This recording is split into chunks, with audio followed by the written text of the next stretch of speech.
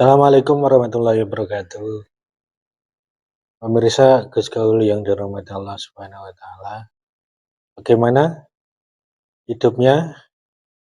Masih tenang atau hidupnya berburu duniawi? Mudah-mudahan kita termasuk orang-orang yang walaupun berburu duniawi tetap menjadi orang-orang yang selalu fokus untuk ibadah kepada Allah Subhanahu wa taala. Allah Subhanahu wa taala. Pemirsa, ada ternyata dalam kehidupan kita ada pohon-pohon yang disukai oleh jin. Biasanya dibuat untuk tempat atau persinggahan atau tempat tinggal sementara atau sebagai tempat persembunyian untuk mungkin menyalahi penghuni rumah yang ada di rumah tersebut. Pohon apakah itu? Apakah termasuk ada di sekitar panjenengan semua?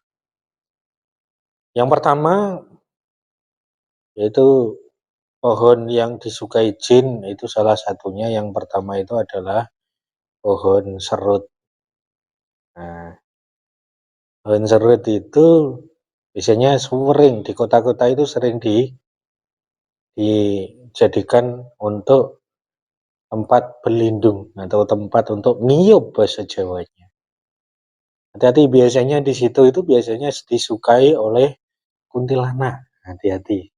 Nah, terus kemudian yang berikutnya itu adalah pohon sukun. Nah, biasanya di desa-desa itu biasanya banyak pohon sukun yang di pinggir rumah, di belakang rumah. Biasanya itu ditempati oleh genderuwo.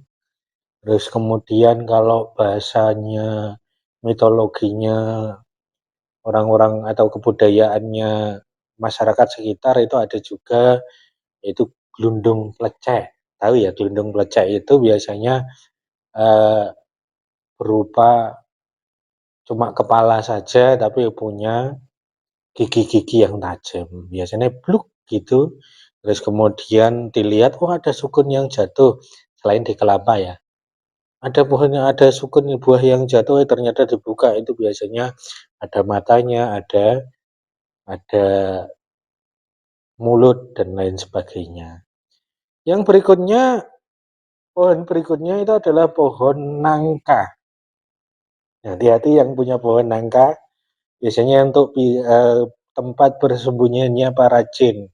Biasanya untuk menyakiti penghuni rumah biasanya. Biasanya ditempati orang nuwun sewu untuk persembunyian santet, biasanya gitu dilihatkan di situ dulu.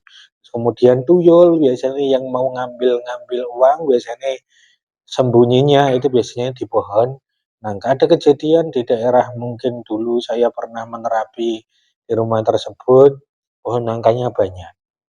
Ternyata eh, di tempat tersebut nangkanya ada di depan, ada di belakang. Kok selalu, padahal setiap hari selalu dibacakan ayat Quran dan lain sebagainya, dan juga sholatnya itu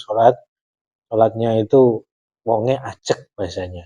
Tapi kok uang selalu berkurang, ternyata di tempat tersebut itu ada pohon nangkanya. Dan juga biasanya di tetangga-tetangga memang ada yang memelihara tuyul tersebut.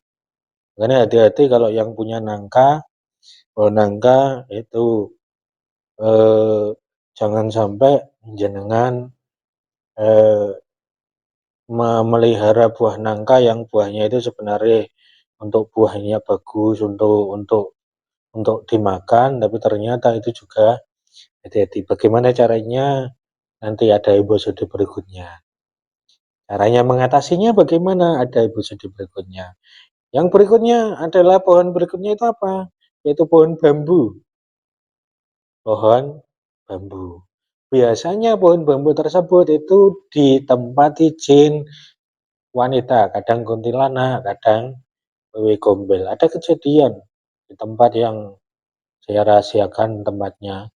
Anaknya hilang, dicari dimanapun tidak ada, ternyata ketemunya itu di pohon bambu. Di bawah siapa? Yaitu di bawah Wewe Gombel. Makanya maaf bagi orang-orang yang nuwun sewu, ada pohon bambunya, itu bagaimana caranya untuk mengatasi biar tidak ada jin, itu dengan cara bagaimana nanti ada juga di episode berikutnya. Yang berikutnya itu adalah pohon randu atau pohon kapas.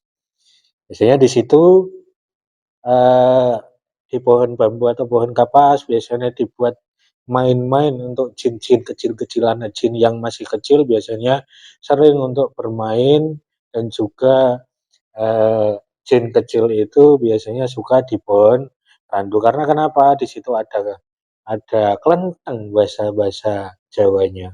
Terus kemudian ada pohon kapuk yang berterbangan, itu ya juga disukai oleh jin, yaitu jin anak-anak kecil.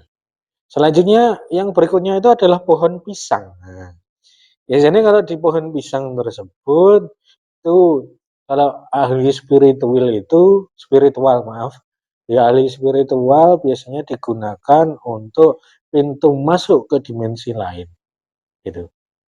Pohon pisang biasanya banyak jin yang masuk, biasanya ada untuk pintu pintu dimensi lain menuju ke alam dunia dan alam goib, biasanya gitu. Terus kemudian yang ketiga itu adalah pohon beringin yang banyak sekali, di biasanya pohon beringin itu biasanya kalau kita bisa melihat dari mata batin, biasanya pohon beringin itu biasanya dibuat untuk sebuah rumah atau sebuah pedesaan yang begitu luas. Biasanya digunakan untuk bisa untuk tempat singgah dan juga untuk tempat tempat tempat yang dibuat tempat tinggal. Terus kemudian yang terakhir itu adalah buah apa itu? Pohon asem. Ya, pohon asem. Pohon asem biasanya disukai oleh Pohon asem itu biasanya disukai oleh para pocong dan juga medon, biasanya gitu. Nah, dari itu ya hati-hati kalau yang punya pohon asem, biasanya itu disukai jin, yaitu berupa pohon medon. Medon itu adalah pocong yang besar, terus ukurannya itu besar dan tinggi. Kalau pocong ya ukurannya ya sekitar 160-an kalau pocong biasanya. Itu mudah-mudahan itu salah satunya, mungkin pemirsa mempunyai pendapat yang lain, mungkin pohon-pohon mana yang disukai oleh jin, silahkan komentar di link Gus Gaul, mungkin ada tambahan lagi, oh pohon ini bisa kita berdiskusi bersama-sama. Mudah-mudahan bermanfaat. Mari kita berdoa bersama-sama, mudah-mudahan kita terselamatkan dari mara bahaya fitnah jin dan setan, dan juga fitnah manusia yang menyebabkan kita tersesat. Mudah-mudahan kita menjadi orang-orang yang Siratal mustaqim, yaitu jalan yang lurus menuju ridha Allah Subhanahu wa taala. Allahumma shalli ala sayyidina Muhammad wa ala ali sayyidina Muhammad, alhamdulillahirabbil alamin. Inna ibn hamda syakirin dan amal kullu mazidah. Rabbana ighfir lana dzunubana wa liwalidina warhamhum kama rabbana shaghira. Ya muqallibal qulub tsabbit qulubana ala dinik, ya Allah. Allahumma inna nas'aluka ilman nafi'an wa rizqan halalan wasi'an wa amalan mutaqabbalan bi rahmatika ya arhamar rahimin. La ilaha illa anta subhanaka inni kuntu minadh dhalimin. Rabbana atina fid dunya hasanah fil akhirati hasanah wa qina adzabannar. Subhana rabbika rabbil izzati amma yasifun wa salamun alal mursalin walhamdulillahi rabbil alamin. Cukup sekian pemaparan dari saya. Wa akhiran wallahu muwaffiq ila aqwamit thoriq. Wassalamualaikum warahmatullahi wabarakatuh.